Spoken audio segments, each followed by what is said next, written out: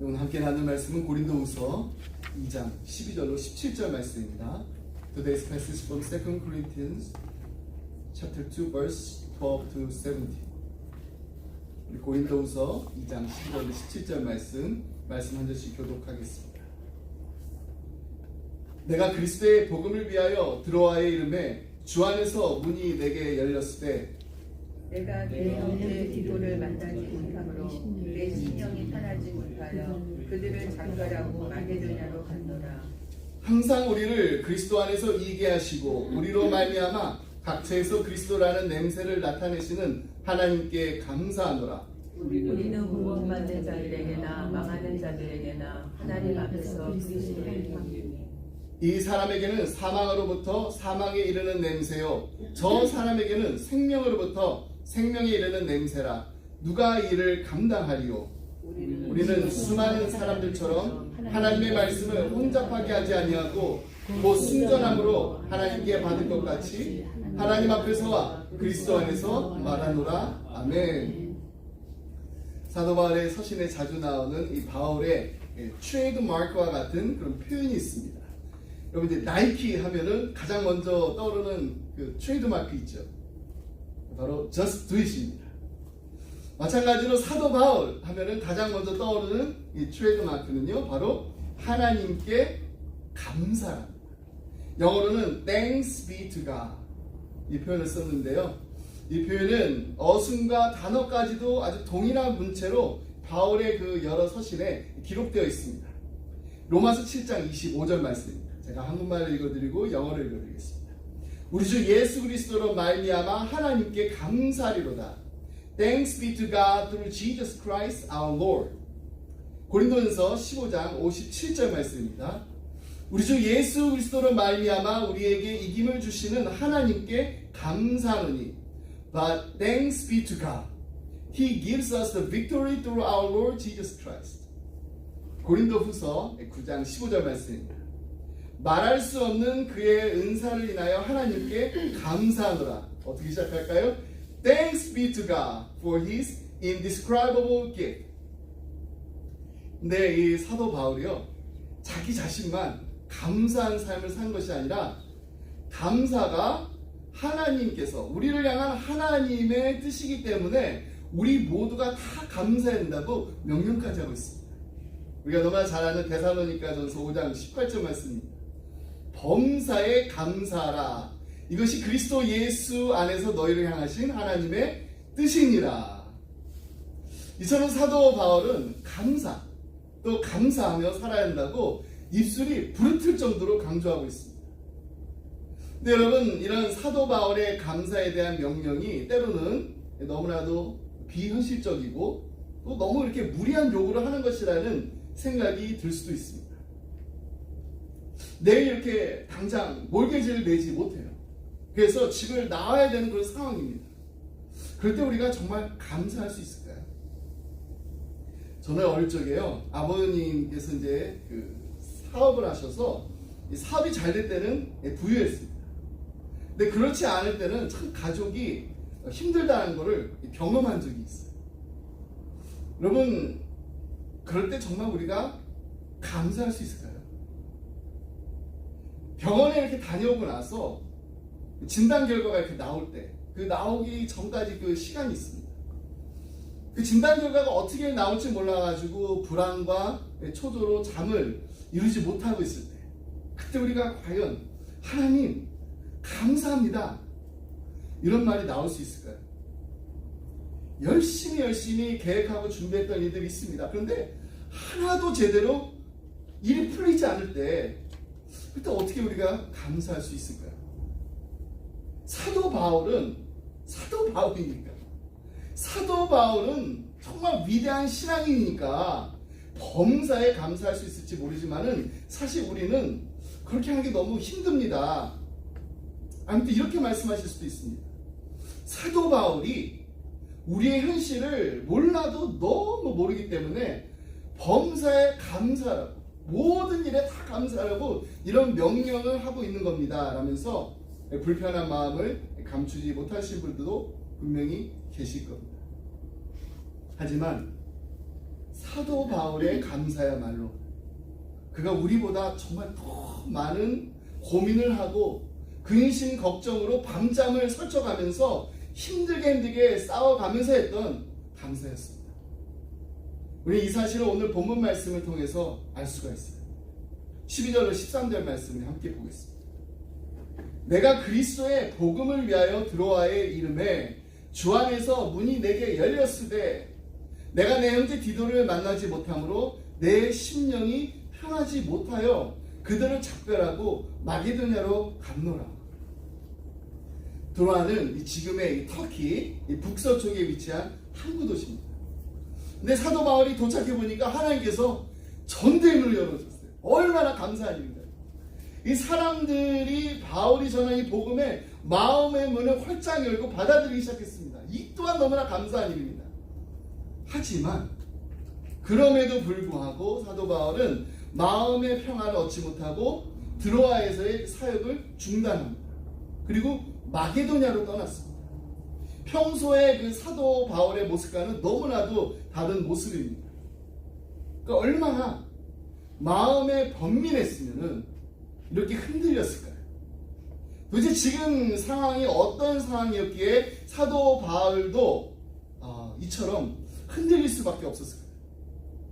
그 이유는 바울이 이제 고린도 교회를 향해서 아주 심하게 책망하는 편지를 보냈습니다.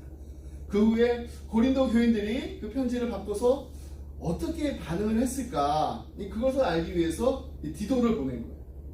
근데 디도가 나중에 이제 약속한 장소에서 만나기로 했는데 나타나지 않았습니다. 혹시 고린도 교회가 회개하기보다는 더 반발하고 나서서 교회가 더 어려워지지는 않았는가? 그다음 지금 디도는 안전하게 잘 지내고 있을까? 별별 생각이 다 들었을 겁니다. 이런 상황에서 마게도냐에 도착해 보니까 그곳 상황은 더 좋지 않습니다. 교회를 향한 온갖 핍박과 환난으로 인해서 모두가 정말 힘들게 어려움을 겪고 있었어요. 고린도후서 7장 5절 말씀입니다. 우리가 마게도냐에 이르렀을 때에도 우리 육체가 편하지 못하였고 사방으로 환난을 당하여 밖으로는 다툼이요 안으로는 두려움이요. 밖으로는 다툼이요 안으로는 두려움이 있었어요. 정말 하나도 제대로 되는 일이 없었습니다. 외부에 있는 핍박, 또 안에서는 두려움이 사도 바울을 괴롭히고 있었습니다. 여러분, 우리도 살다 보면요 정말 힘들고 어려운 상황을 만날 때가 있습니다.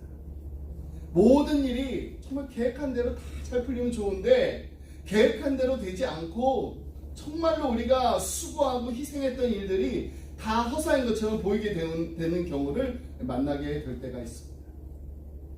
이런 상황을 겪을 때마다 우리는 보통 어떤 반응을 보이나요? 자기 연민에 빠져서 난 왜 이 모양일까?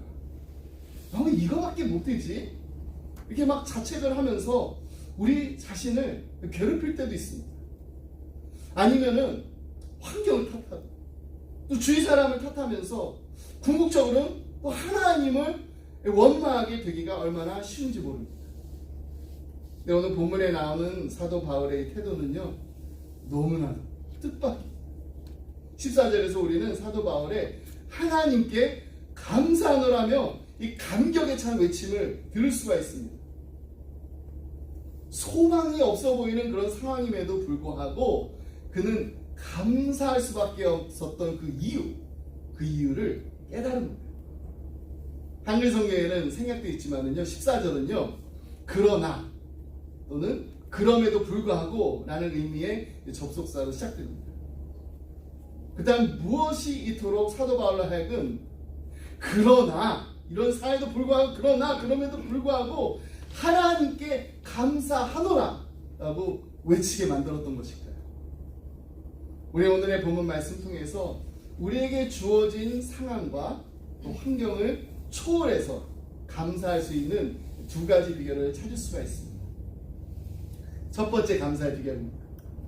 우리는 하나님의 큰 그림 속에서 우리 자신의 삶을 바라봐야 됩니다. 사도 바울은 지금 자신의 그 초점을 자신이 처한 어떤 환경이라든지 그런 환경이나 이 작은 조각에서 하나님의 큰 그림으로 옮겨감으로써 감사를 드릴 수가 있었어요. 그 다음은 이 바울이 본 하나님의 큰 그림 무엇이었나요? 14절 말씀을 다시 한번 보겠습니다. 항상 우리를 그리스도 안에서 이기게 하시고 우리로 말미암아 각처에서 그리스도를 아는 냄새를 나타내시는 하나님께 감사하노라. 그래서 이기게 하시고 라고 번역된 이 단어는요, 당시 로마 장군이 전쟁에 나갔습니다. 승리하고 돌아옵니다. 그때 그 장군에게 베풀었던 이 퍼레이드, 이 축하 행군을 의미하는 단어입니다. 사도 바울은 지금 로마의 개선 장군이 승전가를 부르면서 행진하는 그 모습을 연상하면서 하나님의 큰 그림을 보게 된 것입니다. 당시 로마의 관습에 따르면 로마 장군이 외국에 나가가지고 이제 전쟁을 합니다. 그래서 적군을 완전히 물리쳤습니다. 그래서 그 나라를 정복합니다. 아니면은 5,000명 이상의 그 적군을 물리치고 새로운 영토를 로마 제국의 통치 아래로 이렇게 확장시키게 되면은 그때 대대적인 이 환영 퍼레이드를 열었습니다. 총지휘를 맡았던 이 사령관은 황금빛 마차에 앉고 또 주위에는 이 자기의 신복들이 이렇게 둘러서서 함께 행진에 참석했어요. 그리고 그 행렬의 뒤에는 누가 있나요? 네, 전쟁의 포로들, 그리고 또 전쟁에서 노획한 그 전리품들을 실은 마차가 따라갔습니다. 이 개선 행진은 많은 로마 시민들의 환호를 받으면서 시가 행진을 하고 난 뒤에 이 원형 경기장으로 이렇게 들어가게 됩니다. 그리고 이 원형 경기장에 끌려온 포로들은 이 로마 시민들이 관중석에서 지켜보는 가운데 사나운 짐승들과 싸우도록 던져졌습니다. 전 사도 바울은 예수님께서 승전 장군의 모습으로 사탄을 물리치시고 승리의 행군을 하고 계신 그 하나님의 큰 그림을 보았던 것입니다. 그러면서 그에게 약속하신 승리가 이미 십자가에서 승리하신 예수님이 주신 것이지 자신의 어떤 그 사역의 그 승패에 달려있지 않는다는 거, 이것을 확신할 수가 있었던 겁니다. 그래서 사도 바울은 환경은 여전히 열악했지만은 그의 입술에서는 감사가 터져나올 수밖에 없었던 것입니다. 그래서 우리가 한 가지 잊지 말고 기억해야 될 것이 있습니다. 아주 중요한 것입니다. 하나님께서는 우리에게 승리를 주시는 그 방법이 바로 십자가를 통해서라는 것입니다. 우리의 대장 되신 예수님께서 십자가의 고난을 통하여 승리하셨지 십자가 없이 승리하지 않으셨습니다. 하나님 오늘도 동일한 방법으로 우리에게 승리를 주십니다. 아멘. 십자가 없는 부활의 영광은 없습니다. 그래서 우리 주님께서는 우리를 제자로 부르실 때 나를 따르라고 부르시면서 뭐라고 하시나요? 내 십자가를 지고 나를 따르라고 하십니다. 이전에 제가 소개해드린 필립 얀시가 쓴 그 책 중에 내가 고통당할 때 하나님은 어디 계십니까? 라는 책이 있습니다. 영어 책 제목이요, Where's God When It Hurts입니다. 그가 핍박을 당하고 있는 이 제3국의 그 크리스천들을 만나가지고 이 주제를 가지고 강연한 적이 있어요. 왜 사람들이 이렇게 고난을 받을까? 고통을 받을까? 근데 이 강연을 들으면서 자신의 신앙을 지키기 위해서 핍박받고 있었던 이들 제3국의 그 크리스천들이 이게 도무지 이해가 되지 않는다라고 말합니다. 그래서 이렇게 질문했다고 합니다. 왜 웨스턴 크리스천, 이 서구의 크리스천들은 고통을 당할 때 하나님이 어디에 계시는가? 이 질문을 던지나요? 십자가를 지고 주님을 따르는 삶에는 고난이 있는 게 당연한 거 아니라는 것입니다. 그래서 이들이 고통을 당할 때 하나님은 어디 계시는가? 라는 질문조차도 하지 않는다라는 거. 이것을 그 강연을 하러 간 필립 얀시가 나중에 듣고 알고 나서 얼마나 부끄러운지 멀었다고 합니다. 여러분, 고난의 순간에 하나님의 큰 그림을 볼 수 있는 우리 모두가 되기를 간절히 소원합니다. 그러면 우리도 감사할 수 있습니다. 고난 가운데서도 소망을 가지고 감사하며 살아가는 부끄럽지 않는 신앙, 하나님 보시기 정말 아름다운 신앙을 가진 우리 모두가 되기를 주님의 이름으로 축복합니다. 아멘. 두 번째로, 우리에게 주어진 이 상황과 환경을 초월해서 감사할 수 있는 비결은 우리도 사도 바울처럼 하나님께 쓰임 받고 있다라는 것을 확신하는 것입니다. 여러분, 우리가 고난을 당할 때 이 고난이 결코 헛되지 않고 가치 있는 것이라는 그 확신이 있으면은 고난의 순간에도 우리는 감사할 수 있습니다. 사도 바울이 복음 때문에 핍박을 당했습니다. 또 고린도 교인들에게 오해를 받는 이런 아픔도 당했습니다. 근데 그런 가운데에서도 감사할 수밖에 없었던 이유가 바로 이 확신을 가지고 있었기 때문입니다. 14절로 우리 15절 말씀 함께 보겠습니다.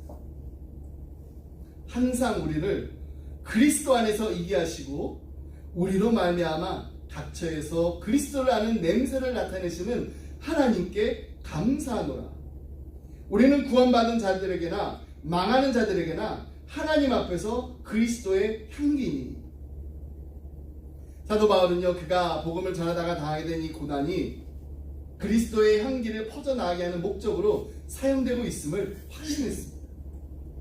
그리고 마치 자기 자신이 구약의 그 제사 가운데 하나님께 드리는 그 향기와 같이 하나님이 흡족하게 받으시는 그 향기가 됨을 확신했기 때문에 그는 고난 가운데서도 감사할 수 있었습니다.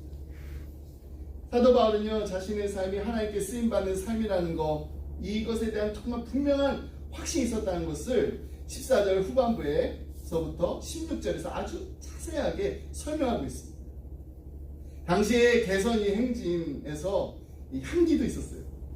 이 향기가 또 어떻게 사용됐는가, 이 배경을 이해하게 되면은 향기가 주는 그 의미를 이해하는데 도움이 될 것입니다. 이 로마 이 개선 장군의 포레이드가 있을 때 이 로마의 제사장들이 큰 향료를 담은 이 용기를 이렇게 흔들면서 그 향기를 뿌렸습니다. 근데 그 향기는 싸움에서 이긴 이 로마 병사들에게는 승리의 기쁨을 누리게 하는 향기였습니다. 근데 이 똑같은 향기인데 패전에서 끌려오는 포로들에게는 이제 머지않아서 짐승들의 밥이 되는 그 심판을 받게 되는 것을 상기시키는 기쁨의 향기가 아닙니다. 죽음의 향기였습니다.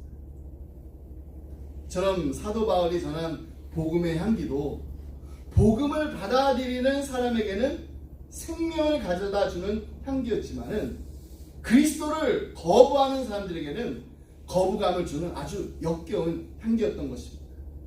그래서 16절 말씀에 보면은 이 사람에게는 사망으로부터 사망에 이르는 냄새요 저 사람에게는 생명으로부터 생명에 이르는 냄새라고 한 것입니다. 여러분, 이처럼 우리 모두는요, 세상 가운데서 그리스도의 향기로 살도록 부름을 받았습니다. 이것이 바로 우리가 고난 가운데서도 하나님께 감사할 수밖에 없는 이유라는 것입니다. 하지만 우리가 그리스도의 향기로 살아간다고 해서 우리 주변에 있는 사람들이, 모든 사람들이 다 환영해 주리다, 기대하지 말아야 됩니다. 우리의 삶을 통해서 흘러나오는 그리스도의 향기가 때로는요, 예수님을 거부하는 사람들에게는 오히려 거부감을 주기 때문에 우리가 배척을 당할 수 있다는 사실도 기억을 해야 됩니다. 8년 전에 미국 테네시주의 한 보안관이 자신의 페이스북에다가 이 종교적인 그런 내용의 글을 올렸다는 이유로 무신론 단체로부터 소송을 당한 일이 있습니다. 미국 무신론자 그 협회는 이 브래들리 카운티하고 그곳에 에릭 왓슨 보안관을 동시에 고소했어요. 에릭 왓슨 이 보안관이 2016년도 3월 27일 이 보안관 이 공식 페이스북입니다. 그가 살아나셨다. He is risen. 예수께서 우리의 죄를 위해서 십자가에서 죽으셨다. Jesus died on the cross for our sins. 이 내용의 글을 올렸다는 이유였습니다. 소송 결과는 어떻게 됐을까요? 왓슨 보아슨 이 보안관은요, 이 브래들리 주민들과 또 미국 무신론자 협회에 4만 $1,000의 그 벌금을 지불하게 됐습니다. 근데 이 왓슨 보안관과 이 브래들리 카운티가 이를 받아들일 수 없다라는 입장이었고, 이 벌금은 그냥 카운티에서 지불할 예정이라는 기사를 읽은 적이 있습니다. 8년 전에 이런 일이 있었어요. 이처럼 우리가 사는 그 세상이 청교도 신앙의 삶에 뿌리를 두고 있다라는 이 미국이 이제는요 기독교를 배척하고 또 크리스찬들을 핍박하는 일을 서슴지 않고 하고 있습니다. 하지만 우리가 결코 포기해서는 안 됩니다. 우리는요 그리스도의 향기로 쓰임받는 삶을 살아가고 부름을 받았고 그렇게 사는 그 삶을 우리는 끝까지 감당해야 됩니다. 우리 속에 있는 그리스도의 향기가 우리의 날마다의 삶을 통해서 퍼져 나가야 됩니다. 여러분, 향기는 내고 싶지 않다고 해가지고 내기 싫다고 해가지고 향기를 내지 않을 수가 있을까요? 향기는 그냥 자연스럽게 퍼져 나가게 돼 있어요. 이 향수를 사용하시는 분들은 잘 아시죠? 그렇기 때문에 우리 복음을 전하는 것이 말주변에 달린 것이 아닙니다. 우리의 삶에서 풍기는 향기의 자원입니다. 성 프란시스가 이렇게 말했어요. 복음을 전하세요. 언제나. 그러나 필요하다면 말을 사용하세요. 무슨 말인가요? 여러분, 우리는 우리의 말을 통하여서 복음을 전할 수 있습니다. 그런데 먼저 우리의 삶을 통해서 복음을 전하는 것입니다. 사도 바울이 복음을 전하지 못하도록 쇠사슬에 매고 감옥에 가둘 수는 있었지만은 그의 삶을 통해서 퍼져나오는 그리스도의 향기는 아무도 막을 수가 없었습니다. 빌립보 감옥에서 쇠사슬에 묶여 있었던 이 바울을 통해 나온 그리스도의 향기가 로마 황제의 그 왕궁까지 퍼져가지고 왕의 가족들이 복음을 받아들였다라고 빌립보서 4장 22절은 기록하고 있습니다. 모든 성도들이 너에게 문안하되 특히 가이사의 집 사람들 중 몇이냐. 여러분, 사도 바울의 그 삶을 통해서 풍겼던 이 그리스도의 향기가 언제 가장 강하게 이 주위의 사람들의 마음을 사로잡았다. 바로 사도 바울이 고난의 순간을 지나갔을 때. 가장 대표적인 사건이 그가 마게도냐 지방을 처음 이렇게 방문했었을 때, 이 빌립보에서 있었던 일입니다. 지난주 수요 바이블 엑스포 사도행전 이 강해를 하면서 나눈 말씀입니다. 마게도냐의 그 첫 성이 어디죠? 네, 빌립보입니다. 이 빌립보에서 복음을 전하다가 귀신 들려가지고 점을 치는 그 여종을 만나게 됩니다. 근데 이 여종이 점을 쳐가지고 주인들에게 많은 이익을 주던 여자였습니다. 근데 사도 바울이 그 여종에게서 귀신을 쫓아내고 귀신으로부터 해방시켜 주니까 더 이상 이 주인들이 돈벌이를 할 수 없게 됐습니다. 이에 화가 난 주인들이 바울과 실라를 붙잡아가지고 매를 치고 발에 차고를 채워가지고 감옥에 가두게 됩니다. 그자 이 바울과 실라가 하나님의 인도하심에 순종한 결과 고작 이가 받게 되지 않냐고 하나님을 원망하면서 실망과 자주 속에 빠져버렸습니다. 빠져버렸나요? 아니에요. 그렇지 않았습니다. 이들은요 감옥 속에서도 기도를 하고 찬송을 했습니다. 그때 지진이 나가지고 옥문이 다 열렸는데 바울과 실라가 도주하지 않았을 뿐만 아니라 다른 죄수들은 도망갈 수 있었잖아요. 근데 다른 죄수들도 도주하지 않았습니다. 왜 도주하지 않았을까요? 이 고난의 순간을 통해서 퍼져나온 이 그리스도의 향기에 압도되었기 때문입니다. 그 향기가 얼마나 강했던지 후에 간수장이 세례를 받고 그곳에 빌립보 교회가 세워졌습니다. 여러분, 그리스도 안에서 항상 이기는 삶은 고난이 없는 삶이 아닙니다. 하나님은 우리의 모든 고난을 그냥 다 제거해버리심으로 우리로 하여금 고난을 이기게 하지 않으셨습니다. 하나님은 우리 인생의 고난과 역경 가운데서도 오히려 흔들리지 않는 삶을 살 수 있게 하셔서 우리로 승리하게 하십니다. 고난 가운데서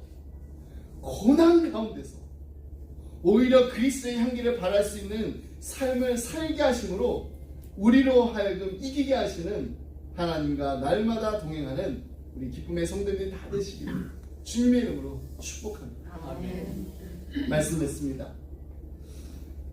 멕시코의 한 마을에 뜨거운 물과 차가운 물이 함께 나오는 곳이 있다라는 이야기를 해드린 적이 있는데 정말 이곳이 어디 있는지 나중에 한번 여행 가면 꼭 찾아보고 싶어요. 근데 마을 사람들이 여름에는 이 차가운 물이 나오는 이 냉천에서 또 겨울에는 또 뜨거운 물이 흐르는 온천에서 빨래를 했다고 합니다. 어느 날 그곳을 지나가던 한 외국인이 이 광경을 보면서 감탄하면서 이렇게 말했답니다. 세상에 이런 곳이 다 있다니. 당신들은 하나님께 늘 감사하겠네요. 그랬더니 그때 마을 주민이 이렇게 말했답니다. 꼭 그렇지만도 않소. 뜨거운 물도 나오고 찬물도 나오는데 비눗물이 어디에서도 나오지가 않아. 이렇게 많은 걸 갖고 있는데도 여러분, 감사와 배은망덕 사이에는요 중립적인 입장이 없다라고. 그러니까 이 감사하지 않는 사람들은 곧 모든 것들에 대해서 불평하기 시작하게 되어 있습니다. 그래서 사람들에게 가장 큰 저주는 목마름이 아닙니다. 감사하는 마음이 생겨야 되는데 그 감사하는 마음이 생기지 않은 메마름입니다.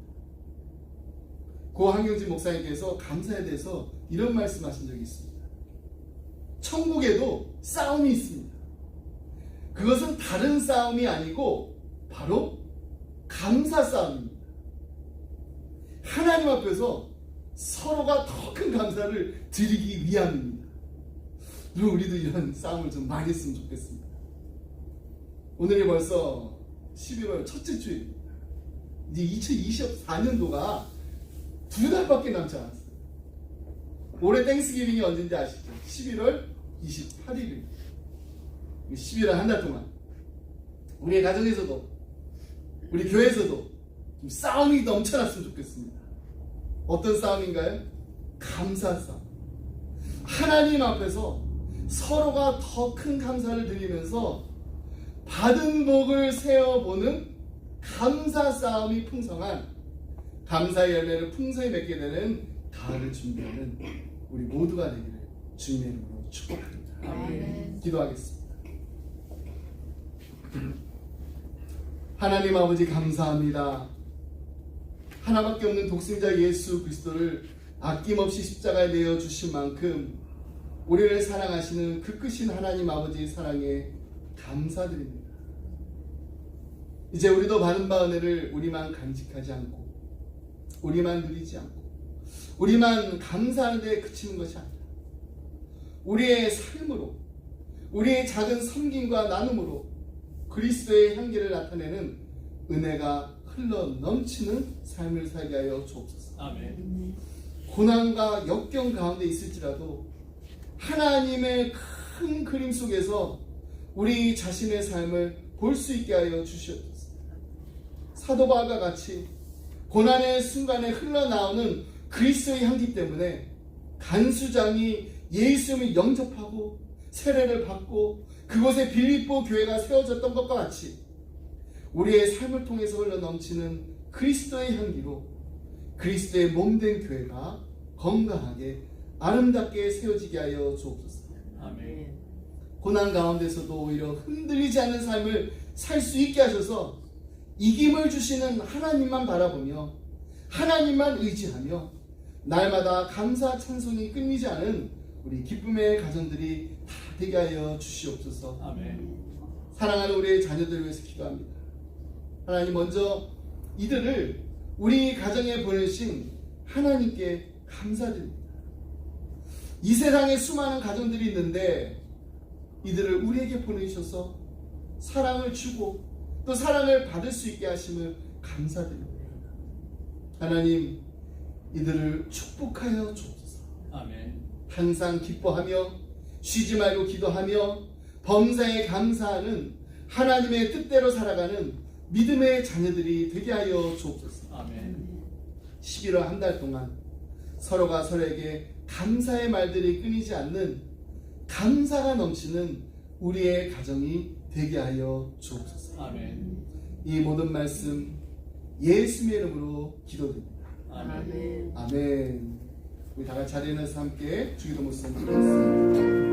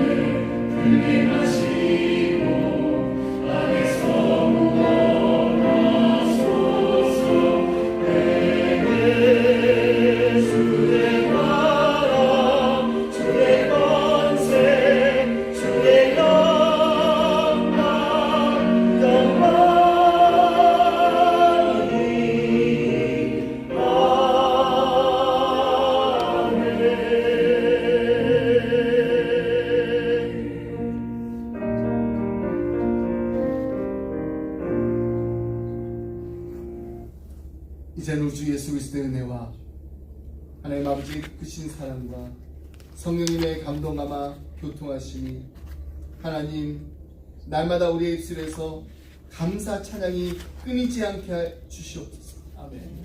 그리고 우리의 인생에 만나게 되는 수많은 고난과 역경 가운데서도 하나님 그리스도의 아름다운 향기가 흘러넘치는 우리 기쁨의 가정, 기쁨의 교회가 되게 하여 주옵소서. 아멘. 간절한 마음 기도하며 주님만을 바라보며 주님만을 의지하는 사랑하는 성도들과 가정과 생업이 우리 주님의 몸된 교회 위에 지금부터 영원토록 함께 하시길 간절히 축원하옵나이다. 아멘. 아멘.